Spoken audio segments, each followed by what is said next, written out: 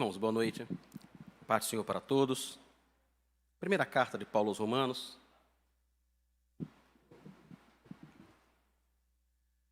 Capítulo 1, a partir do versículo 18.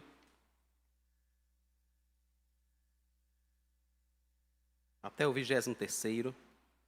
Romanos, capítulo 1, do 18º ao 23º versículo. Diz assim o texto: A ira de Deus se revela do céu contra toda impiedade e injustiça dos seres humanos que, por meio da sua injustiça, suprimem a verdade. Pois o que se pode conhecer a respeito de Deus é manifesto entre eles, porque Deus lhes manifestou. Porque os atributos invisíveis de Deus, isto é, o seu eterno poder e a sua divindade, claramente se reconhecem desde a criação do mundo, sendo percebidos por meio das coisas que Deus fez. Por isso, os seres humanos são indesculpáveis, porque, tendo conhecimento de Deus, não o glorificaram como Deus, nem lhe deram graças. Pelo contrário, se tornaram nulos em seus próprios raciocínios, e o coração insensato deles se obscureceu. Dizendo que eram sábios, se tornaram tolos, e trocaram a glória do Deus incorruptível por imagens semelhantes ao ser humano corruptível, às aves, aos quadrúpedes e aos répteis. Amém. Vamos orar ao Senhor. Senhor, nós bendizemos o Teu nome, te exaltamos, te glorificamos. O Senhor é o único digno de toda honra, de louvor, de adoração, pois não há um outro Deus além do Senhor. Somente o Senhor é Deus. E por isso o Teu povo aqui reunido nesta noite se apresenta diante do Senhor para ouvir a Tua voz. Fala conosco, Pai. Fala conosco por Tua misericórdia, por Tua bondade, por Tua graça, pois sabemos que este foi o propósito do Senhor ao nos trazer aqui nesta noite. Queremos pedir a Tua bênção também para todos aqueles que nos acompanham através da internet, em suas casas. Abençoa Teus filhos, Teu povo, que a mensagem possa falar ao coração deles, como vai falar ao nosso coração aqui para o Teu louvor, Pai. Nós Te bendizemos e Te adoramos no nome de Jesus. Amém. Esse texto é simplesmente maravilhoso, irmãos. É um privilégio muito grande poder pregar esse texto de Paulo escrevendo aos Romanos. Muito bom, uma bênção. Paulo escreve a carta àqueles irmãos que ele não conhecia ainda, mas que ele já tinha ouvido falar de sua fé. Ele sabia o que Deus vinha fazendo no meio deles, e ele se sente, inclusive, disposto, alegre, motivado em estar com aqueles irmãos. Ele diz: olha, eu não me envergonho do Evangelho, de jeito nenhum. Eu, na realidade, me sinto um devedor e estou pronto, estou preparado para pregar. É o que ele diz: eu estou preparado para pregar, não me sinto envergonhado de forma nenhuma. Ele diz que o motivo principal disso é porque o Evangelho é o poder de Deus. O poder de Deus para a salvação é o Evangelho. Ele diz: e por isso eu não me sinto em momento nenhum envergonhado, constrangido. Pelo contrário, o sentimento que eu tenho, diz Paulo, é de um devedor. É de alguém que recebeu algo para levar, para entregar, e que está com isso em mãos. E por isso preciso fazer isso. No versículo 17 do capítulo 1, ele fala sobre a justiça de Deus que se revela no Evangelho. Nós vimos na semana passada, né? Então há uma revelação de Deus que Paulo traz àqueles irmãos. Ele diz: essa revelação é a justiça de Deus, não a cobrança de Deus, como podia pensar Lutero antes de ter um encontro com o Senhor, né? Este era o versículo que mais apavorava Lutero, o versículo 17, o versículo 18, quando ele percebia a ira de Deus, a justiça de Deus, que ele imaginava que o perseguiam. Até ele entender que, na realidade, a justiça de Deus que é revelada no Evangelho é não apenas o seu caráter, mas é uma justiça que ele conquista para aquele que vive pela fé. Por isso ele termina o versículo 17, citando Abacuque 2,4 e dizendo: o justo viverá por fé. Por que é que o justo viverá por fé? Porque é o próprio Deus quem conquista para ele essa justiça, essa fé. Então ele vai poder viver pela fé que o Senhor conquistou para ele. Paulo então continua no versículo 18, trazendo uma nova revelação. No versículo 17, o Evangelho revela a justiça de Deus para a salvação de todo aquele que crê. Agora, no versículo 18, ele diz que do céu a ira de Deus é revelada contra toda impiedade e injustiça dos seres humanos. Não apenas a justiça de Deus é revelada através do seu evangelho, mas também a sua ira. Do céu, o Senhor revela a sua ira sobre todos aqueles que vivem de forma ímpia e de forma injusta. Um dos conceitos, irmãos, mais difundidos atualmente é de que não há erro, né? De que não há pecado. Vocês já devem ter ouvido muito isso. De que, na realidade, Deus é muito grande, é muito poderoso, é um ser tão diferente de nós, que Ele jamais se consideraria ofendido por qualquer coisa que nós façamos, por conta da distância que há entre nós. Essas pessoas argumentam alguma coisa assim, e a imagem aqui é minha, né? De que, o que é que uma formiga poderia fazer para te ofender? O que é que você imagina que uma formiga poderia fazer para ofender você? Nada. A diferença entre nós e ela, essencialmente, é tão grande que não há nada que ela possa fazer para nos ofender. A diferença é que nós não revelamos a nossa vontade à formiga. Nós não dizemos isso a ela, né? Quando nós a vemos caminhar no açucareiro, a gente não fica com raiva dizendo, eu não já disse para você não andar aqui? Eu não já disse para você ir para outro lugar? A diferença é muito clara. Nós não somos da mesma espécie, ela não entende a nossa fala, ela não entende, não há revelação nossa para ela. É diferente do que acontece com Deus e os seres humanos, os quais Ele criou à sua imagem, aos quais Ele deu atributos que fazem com que esse ser humano entenda o que Ele fala. Mais do que isso, pessoas às quais Ele revelou a sua vontade. Por que é que a ira de Deus se revela do céu contra a impiedade e contra a injustiça? Porque Ele já revelou o que Ele queria que nós fizéssemos, o modo que Ele gostaria que nós vivêssemos. Os 10 mandamentos e todo o pronunciamento de Deus no Antigo Testamento, no Novo Testamento também, estabelecem como Deus espera que eu e você vivamos, o modo como nós devemos agradá-lo.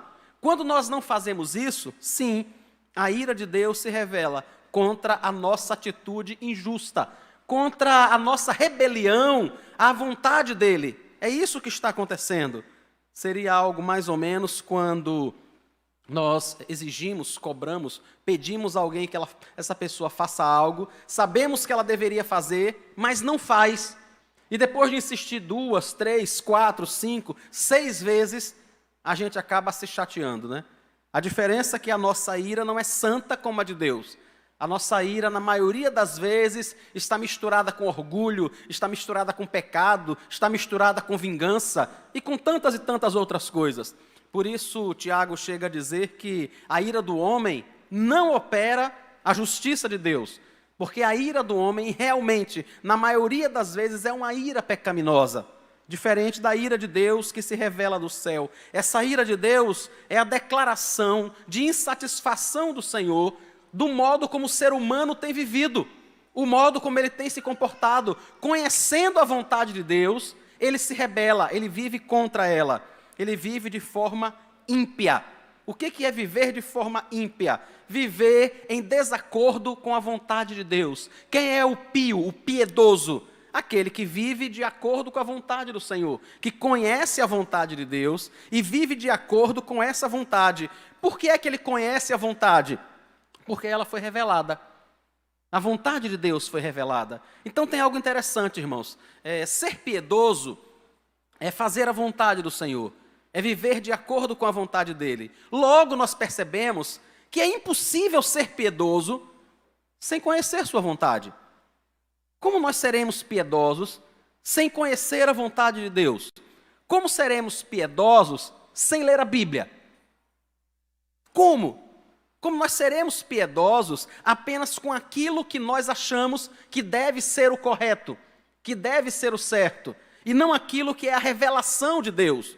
O único modo, irmãos, de sermos piedosos e de não sufocarmos, não acabarmos com a justiça na realidade, é conhecendo a vontade do Senhor, que já se revelou, que já foi revelada para nós.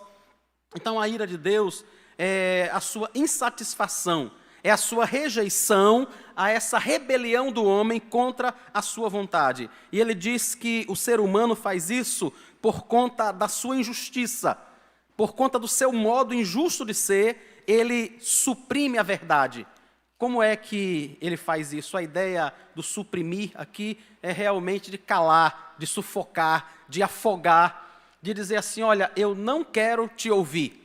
Não sei se você já viu algum filme, uma pessoa tentando conversar com outra, geralmente, acho que entre adolescentes, né, coisa parecida, e um começa a falar e o outro fica assim, lá, lá, lá, lá, lá, lá, lá, lá, lá, lá, lá. Não quero te ouvir. Não quero te ouvir. O que você disser pode me comprometer. O que você disser vai exigir, eu não quero te ouvir. Eu simplesmente não quero. É isso que o homem faz. Deus fala, mas ele simplesmente sufoca a voz de Deus. Deus fala com o homem, Deus revela a sua vontade. Mas sabe o que é que ele faz? Ele diz assim, deixa eu procurar alguém que pense de forma diferente. Alguém pensa de outra forma.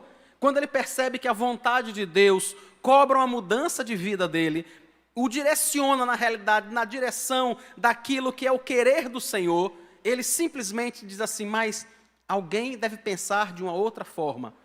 E ele busca isso, até que ele encontre alguém que diga algo que é parecido com o que ele gosta, de modo que ele possa manipular a revelação, de modo que ele possa dizer assim, eu só quero ouvir isso, eu só quero entender essa parte. É isso que me interessa. Esse é o modo, irmãos, que aquele que não é justo e que não conhece a Deus, esse é o modo que ele sufoca a verdade. Ele sufoca a revelação, ele suprime a revelação de Deus. E fazendo isso, ele se torna cada dia mais injusto, cada dia mais distante do Senhor. Por que é que ele faz isso? Por que é que a ira de Deus se revela do céu? Ele diz no versículo 19, pois o que se pode conhecer a respeito de Deus é manifesto entre eles, porque Deus lhes manifestou. O que é possível conhecer, Deus lhes manifestou, porque os atributos invisíveis de Deus, isso é, o seu eterno poder e a sua divindade, claramente se reconhecem desde a criação do mundo, sendo percebidos por meio das coisas que Deus fez. Aquilo que é possível conhecermos de Deus, irmãos, como o próprio texto diz, o seu eterno poder, a sua divindade, tudo isso foi revelado na criação.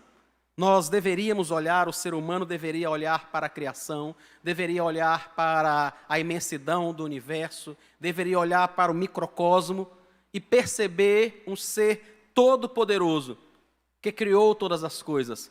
O ser humano deveria olhar para corpos celestes, deveria olhar para a chuva, deveria avaliar tantas e tantas descobertas que a física já fez e se curvar e adorar diante do Senhor. Mas não é isso que o ser humano faz. Ao conhecer cada vez mais, ao entender cada vez mais o mundo natural, o homem se entroniza. Ele sufoca a revelação de Deus e ele se coloca como aquele que é quem tem a autoridade. Aquele que fala, fui eu que descobri, fui eu que viajei, fui eu que conquistei, foi o meu conhecimento que me permitiu esse tipo de revelação. E ao fazer isso, ele simplesmente se rebela contra o Senhor. Quando nós vemos muitas pessoas falarem, nós percebemos o quanto elas conhecem sobre Deus. Isso é impressionante, irmãos. Tem um moço que eu ouço sempre, Leandro Carnal. Eu sempre ouço o Carnal. Essa semana eu comecei a ler um livro chamado 12 Regras para a Vida, um antídoto para o caos. É um psicólogo famoso, foi professor em Harvard, está em Toronto no momento e é muito reconhecido pelo seu trabalho. Esse foi o seu segundo livro e fez muito sucesso. E ele se propõe a dizer como é que nós poderíamos organizar a vida de modo a viver melhor. Irmãos, é impressionante. Lendo o livro, o que aquele moço que não conhece a Cristo, que não conhece a Deus, que tem sufocado a revelação, é impressionante ver como ele fala. Rapaz, se você pegar aquele texto e colocar o nome de qualquer pastor embaixo, tá ok também. Não tem problema nenhum. É impressionante o modo como ele diz o quanto nós precisamos de orientação, o quanto nós precisamos de regras para que a vida se estabilize e que as pessoas vivam bem. É impressionante ler esse material. E quando eu lia o Jordan essa semana, eu estava lembrando exatamente disso aqui. Aquilo que é possível conhecer de Deus, os homens sabem, eles percebem. A diferença é que eles não adoram o Senhor, eles não se voltam para Deus, eles não glorificam a Deus pelo seu conhecimento. Muito pelo contrário, cada vez eles ficam mais inchados, eles se sentem maiores, eles se sentem mais poderosos, eles se sentem melhores mesmo. É isso que acontece, porque eles sufocam o conhecimento de Deus para estabelecer o seu próprio conhecimento. E esse tipo de revelação, irmãos, não traz salvação ao ser humano, porque ele olha para a natureza, ele interpreta, ele dentro de pouco tempo, dentro de pouquíssimo tempo, assim que os primeiros coronavírus começam a surgir, dentro de pouco tempo, alguém divulga o mapa genético. E aí o governo chinês diz, olha, está vendo? Eu não divulguei apenas a notícia, eu divulguei a notícia e juntamente com isso já o mapa genético do vírus está aqui para que nós possamos avaliar mutações, para que nós possamos perceber qual a sua capacidade de infecção. Nós já temos o mapa genético. É assim que o ser humano, cada dia mais, glorifica a si mesmo. Ele não consegue entender, ele não consegue se voltar para Deus diante de tudo o que ele vê, diante de tudo o que ele percebe na natureza. Então ele se anima a defender a causa das baleias. E aí, às vezes, a gente faz umas camisas, né, com o rabo de uma baleia, e escrito assim embaixo, essa maravilha, essa imagem não pode ser apagada. E é verdade, não deveria ser, porque a baleia é criação de Deus. Mas eles não fazem isso porque é criação de Deus. Eles não fazem isso porque entendem que são gerentes, que são mordomos da criação e que não deveriam destruí-la, mas cuidar dela, porque Deus nos deu a ordem de cuidar da criação. Muito pelo contrário, eles fazem isso apenas pela baleia. Eles fazem isso apenas porque precisam de um propósito para a sua vida. Eu preciso de um propósito, eu preciso de algo que me motive, que me faça levantar da cama todo dia de manhã. Eu vou defender as sequoias, vou me acorrentar a uma árvore. Sério, para que ninguém derrube essa planta. Eu preciso de algo que me motive a viver. Mas eles não fazem isso em adoração. Eles não fazem isso porque entendem que árvores, que seres humanos, que qualquer ser vivo e que toda a criação é uma obra de Deus e que nós deveríamos preservá-la, nós deveríamos cuidar com todo o esforço que a gente tiver para manter o melhor. Nunca porque é para adoração a Deus. É isso que seres humanos distantes de Deus fazem. Mas quando eles não fazem isso, irmãos, mas escrevem livros, por exemplo, como 12 regras para uma vida, e tantos, e tantos, e tantos, e tantos outros. Tem 1 milhão de livros nessa categoria de autoajuda, que lendo você vai perceber claramente o quanto aquelas pessoas entendem, o quanto a graça de Deus, de algum modo, está impressa na alma delas, porque essas pessoas foram criadas à imagem e semelhança de Deus. É impossível elas negarem isso. Por isso elas conseguem perceber, por isso elas conseguem saber, mas elas não admitem. Elas sufocam essa verdade. Sabendo então, diz o final do versículo 20, por isso os seres humanos são indesculpáveis. Eles são indesculpáveis, irmãos, porque eles sabem quando eu e você agimos de modo que não agrada a Deus. Nós sabemos que estamos fazendo isso. Em qualquer lugar que seja, em qualquer lugar do planeta onde haja um ser humano, ele sabe, ele tem impresso na alma dele o conceito daquilo que é certo, o conceito daquilo que é errado. Muito já foi escrito sobre isso, muito já foi divulgado sobre isso. Homens como Richard Dawkins, né? Eu acho que talvez o maior ateísta e defensor do ateísmo vivo, biólogo, filósofo, né? Acho que o Richard Dawkins é o cara que mais defende a ideia de que essa informação ética é genética também. ela é carregada geneticamente. Ele só não quer admitir que isso faz parte do processo criacional. Foi Deus quem criou o homem, à imagem e semelhança dele. Por isso nós sabemos o que devemos fazer, sabemos o que não devemos fazer. Mas o ser humano distante de Deus, que sufoca a revelação, sabendo o que deve fazer, ele age de forma contrária e glorifica somente a si mesmo. Nenhum homem, irmãos, nenhum homem poderá chegar um dia diante de Deus e dizer assim: eu não sabia da sua existência. Eu não conhecia o Senhor. Eu nunca ouvi falar do Senhor. Nenhum homem nunca vai poder fazer isso, porque o próprio Deus imprimiu isso na alma do homem. Irmãos, não existem ateus verdadeiros.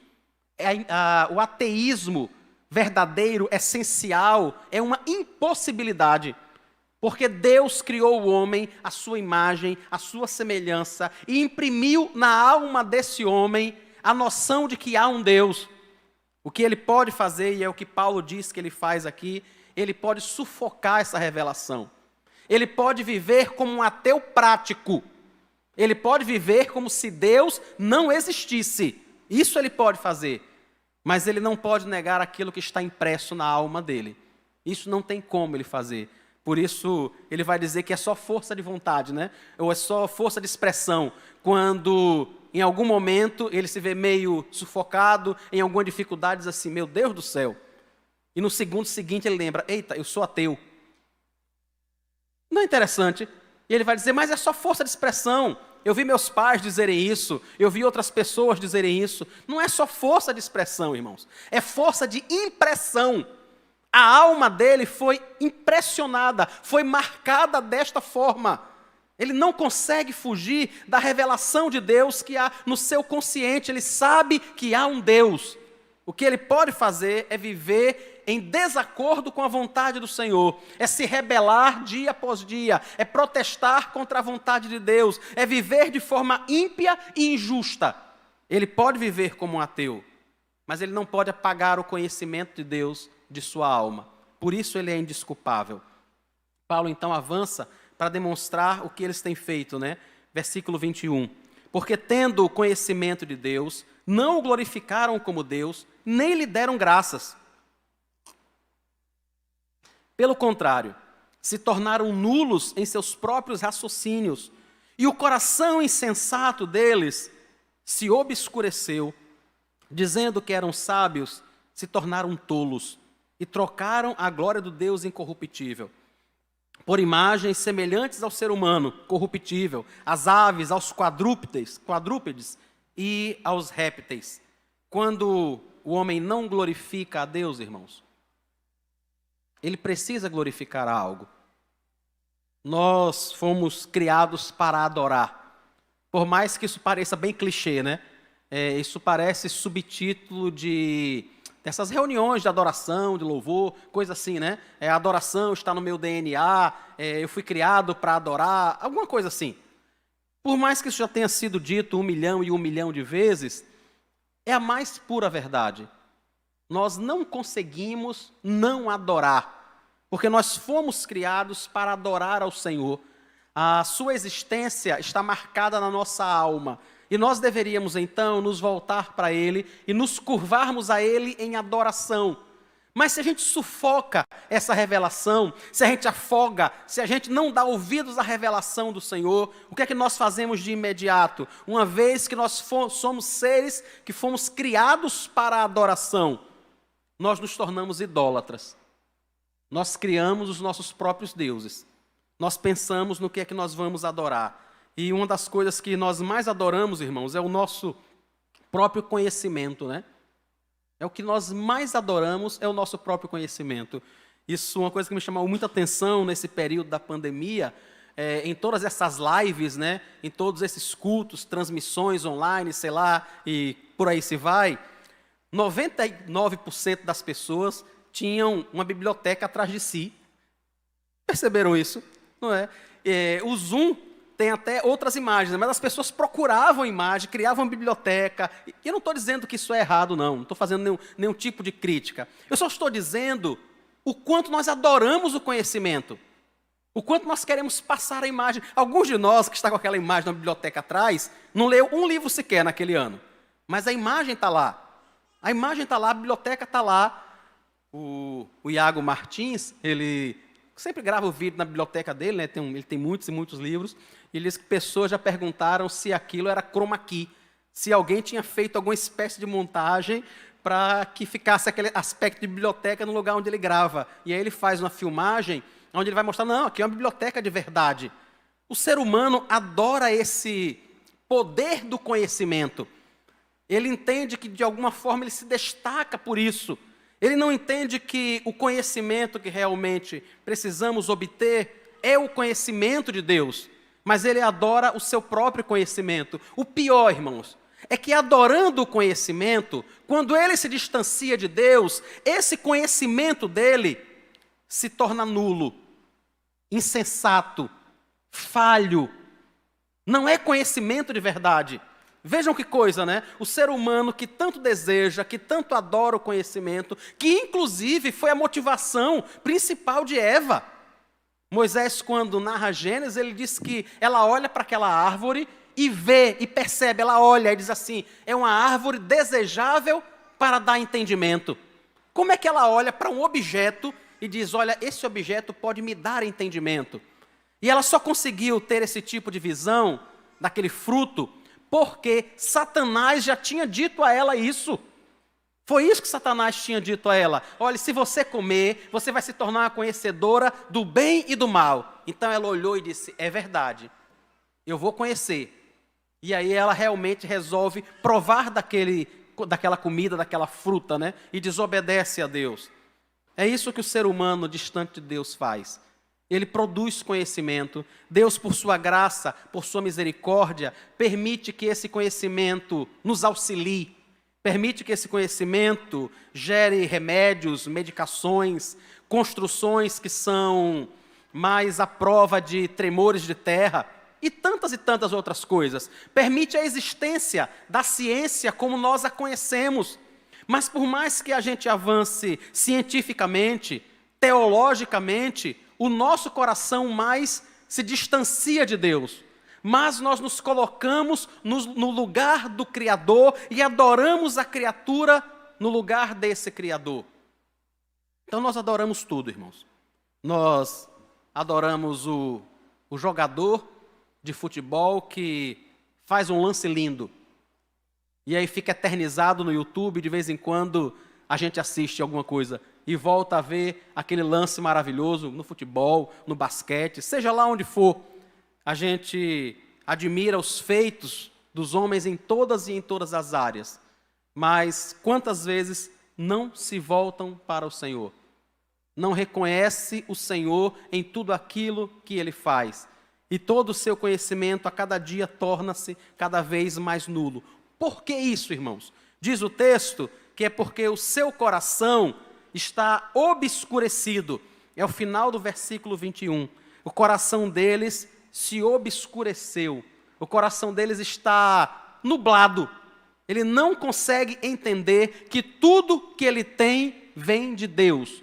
Tudo que ele tem, a sabedoria que ele tem, a inteligência que ele tem, a disposição física, o dinheiro, o temperamento, o modo de encarar a vida, tudo isso vem de Deus, irmãos.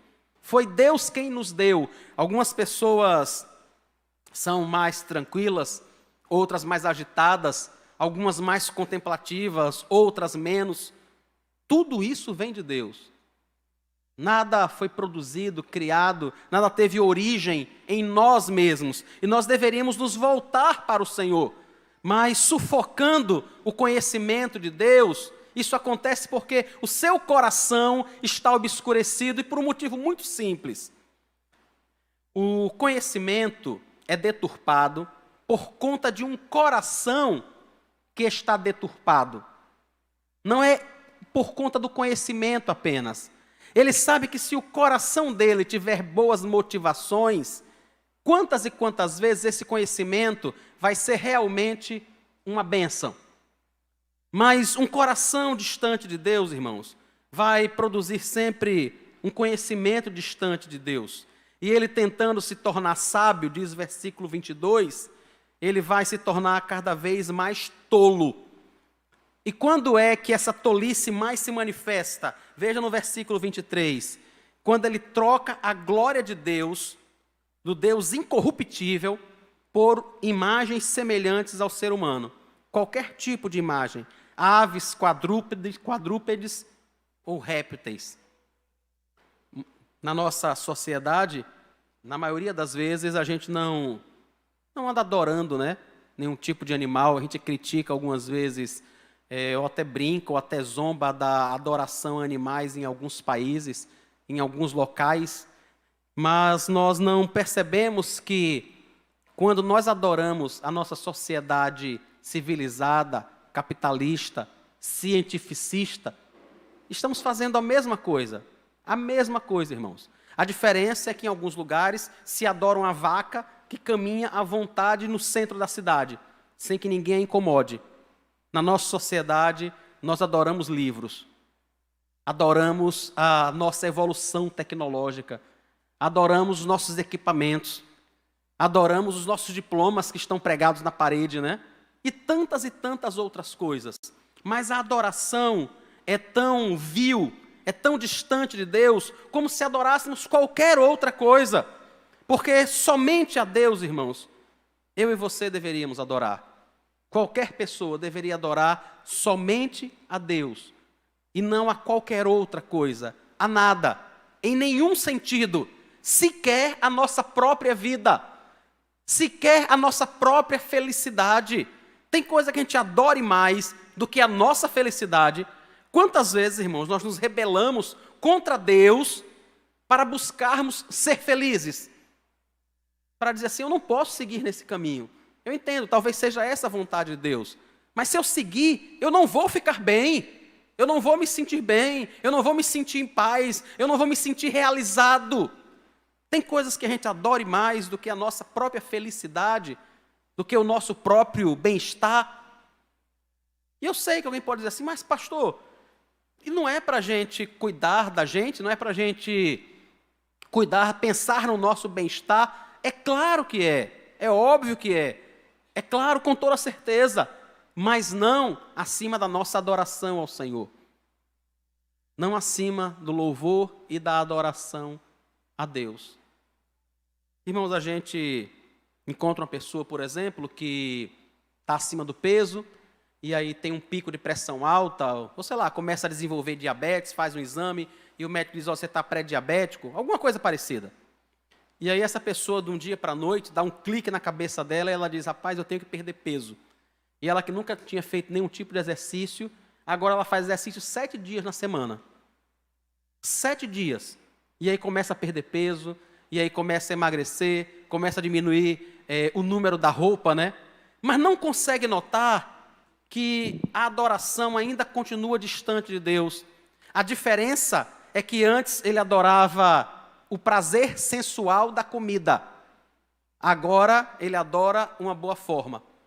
Ou como algumas pessoas vão dizer, né? Uma shape, ok. Né? É isso que ele vai adorar agora. Ele só mudou o foco da adoração. É só isso. Mas ele não se reconhece como alguém que adora a Deus. Ele não percebe que o problema dele antes não era o peso exatamente, mas era a adoração pela comida. Ele não percebe agora que o problema, ou que o benefício, sei lá, não é o fato de ele estar emagrecendo, mas é o quanto ele adora o seu próprio bem-estar, o quanto ele adora agora ser elogiado, usar uma roupa diferente. É isso que ele não percebe. O foco da adoração muda, mas continua idólatra. Continua distante de Deus. Não tem problema nenhum que a gente coma ou que faça exercício. De verdade, nenhum, irmãos. Mas deveríamos adorar somente a Deus. Somente ao Senhor. Não o alimento, não o corpo, não o dinheiro, não a nossa inteligência, o nosso raciocínio, ou qualquer outra coisa que possa parecer, que mereça adoração. Mas a sociedade moderna vive desta forma, criando deuses para não se curvar diante do Senhor. Por que é que faz isso? Por que é que o ser humano moderno, irmãos, cria esses deuses? Porque, na realidade, o principal Deus que nós adoramos somos nós mesmos. Somos nós mesmos. A metáfora de ídolos do coração, de deuses que nós criamos, serve, é boa, não estou dizendo que é ruim não, é boa, mas aponta apenas para uma coisa: o nosso maior ídolo, o nosso maior Deus, somos nós. Somos nós. Por que é que nós adoramos exercício? Algumas pessoas dizem assim, não, o ídolo do coração de fulano é o exercício, é a comida, é o dinheiro, é o emprego, é a beleza, é o casamento, é o bem-estar dos filhos, é a sociedade. Por que é que nós dizemos isso? Porque nós estamos desfrutando dessas coisas. O que nós estamos dizendo é que quando fulano de tal adora a comida, ele só adora a comida porque ela lhe dá prazer. É só por isso. Ela é uma serva dele. Ele só adora o exercício porque isso lhe põe em uma posição de destaque. Porque isso chama atenção para ele. Não é por causa do exercício em si, mas é por conta dele. É ele que é adorado quando ele consegue algo. Os ídolos do nosso coração, na realidade, são metáforas que apontam para a adoração autocentrada, quando nós adoramos apenas a nós mesmos. Se nós fizermos isso, irmãos, se nós adorarmos a criatura em lugar do Criador, qualquer outra coisa que seja, nós não poderemos nunca nos desculpar diante de Deus. Sempre seremos culpados, sempre. Isso só vai mudar quando nós reconhecermos a sua justiça, que se revela no seu Evangelho, nos voltarmos para Ele, entendermos que tudo que temos recebido é apenas bênção dEle, cuidado dEle para conosco, é apenas cuidado dEle que promove medicação, ciência, tecnologia, avanço no conhecimento, é apenas cuidado, misericórdia, é apenas bondade do Senhor, não é para exaltar o ser humano em nenhum momento. Em nenhum momento. Se eu e você reconhecermos isso, nós vamos sempre olhar para grandes feitos, nós vamos sempre olhar para a natureza e adorar ao Senhor. E glorificar ao Senhor. Nessa noite, se tem sido essa a sua vida, se de alguma forma você tem adorado outras coisas que não o Senhor, se de algum modo a vida com Deus tem ocupado um lugar secundário em sua vida, é o momento da gente voltar para o Senhor. É o momento da gente reconhecer, pedir a Deus que tenha misericórdia e se voltar para Ele. Quando Deus fala através do profeta Malaquias sobre as ofertas que as pessoas levavam, ele diz assim, olhe, vocês me ofendem, vocês me desprezam quando vocês trazem um animal coxo. O animal que deveria ser apresentado como oferta ao Senhor deveria ser um animal saudável, né? O problema é que um animal saudável valia muito dinheiro. Imagine numa cultura onde a agricultura e a pecuária eram a base da economia. Imagine você pegar um carneiro bonito, gordo, que você podia ganhar muito dinheiro e oferecer no templo. Era melhor oferecer um que já está doente, já que ele vai morrer. Eu vou levar ele no templo só para morrer. É melhor oferecer um doente. É melhor oferecer o feio, é melhor oferecer o aleijado. E Deus diz através do profeta Malaquias, vocês me ofendem ao fazer isso. E ele diz, olhe, pegue um animal doente, pegue um animal aleijado e ofereça a seu governador. Você faria isso? Você acha que ele vai gostar? Claro que não, você não faria isso. Algumas vezes nós temos deixado a vida com Deus em um segundo lugar. Nós gastamos, irmãos, toda a nossa disposição no trabalho, no estudo, em resolver as coisas de casa. E nós precisamos mesmo fazer isso, viu? Pelo amor de Deus, trabalhe, estude e resolva as coisas de sua casa. Nós precisamos fazer isso mesmo. Preguiça é um pecado terrível, terrível. Acho que um preguiçoso devia apanhar todo dia de manhã, para ver se para de ser preguiçoso. Então, assim, faça mesmo. Mas entenda que é muito mais importante nos voltarmos para o Senhor, para a adoração a Deus, sabendo que essas coisas vão passar, sabendo que o trabalho, irmãos, é apenas a bênção de Deus para o nosso suprimento. Nós trabalhamos para viver, não vivemos para trabalhar. Nós cuidamos da nossa casa para nos sentirmos bem, mas nós não adoramos a nossa casa. Nós não adoramos mobília, nós não adoramos nosso carro, nós não deveríamos adorar a nossa conta bancária. Tudo isso são apenas instrumentos de Deus para abençoar a nossa vida. Então nós precisamos separar um tempo para estar com o Senhor, para adorar ao Senhor em tudo aquilo que nós fazemos.